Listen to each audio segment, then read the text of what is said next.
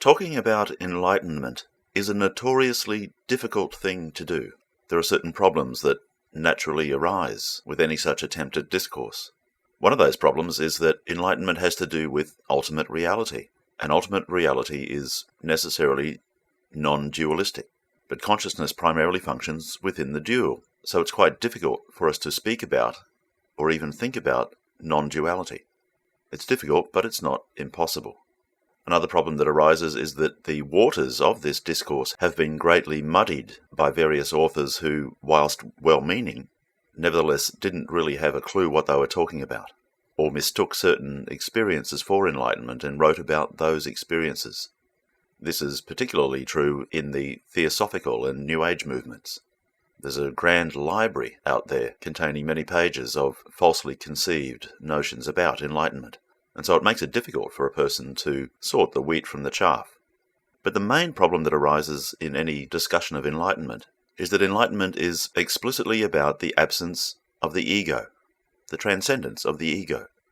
But we are ego-based animals, and because of that, almost all data and information is passed through the filters of that ego, and this creates distortions and false interpretations. Now again, that's a serious problem, but it's not insurmountable. It's important, at the very least, for us to be aware of it, and that's the reason that I'm mentioning it. Of course, the more one develops in terms of their understanding of the nature of reality, the more one is able to diminish the effects of the distortions of ego-based interpretations of information. Now that said, I want to say a few things about what enlightenment is not before I say what enlightenment is. The reason for that, basically, is that sometimes it's easier to say what enlightenment is not, rather than what it is. Enlightenment is not happiness. It is not any kind of state of happiness. It is not bliss. It is not joy. It is not peace or contentment. If you examine all those things, you will find that they are in fact ego states. Enlightenment is not a particular state of consciousness. It is not an altered state of consciousness. Enlightenment pertains in all such states. Enlightenment is not mystical. It has nothing to do with mystical realms or states of being, spirit realms, or any crap like that. Enlightenment is about the reality that is right there in front of your face this very moment. Enlightenment is not an absence of thought or conceptualizing. We have another name for the absence of thought and conceptualizing. It's called death. However, enlightenment is an absence.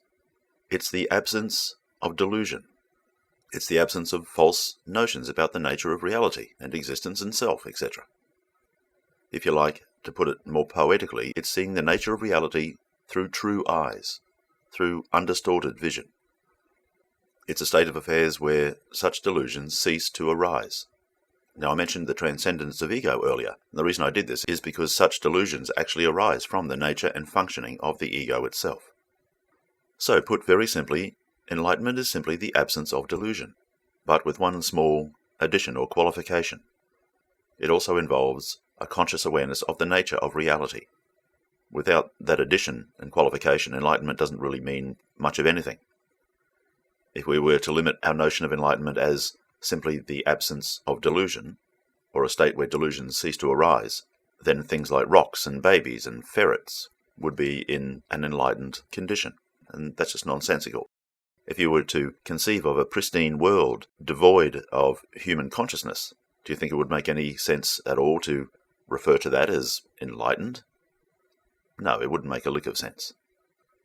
So essentially, enlightenment is the conscious awareness of the nature of reality wherein no delusions or false ideas about that nature ever arise. Now, of course, some people have referred to this with terms like freedom or liberation. And I guess I'm not entirely unhappy with those terms as descriptions or pointers, so long as they're being interpreted correctly.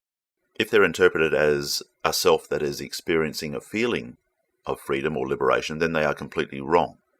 But if these terms are used to indicate freedom or liberation from the arising of delusion, then I don't really have any problem with those particular terms.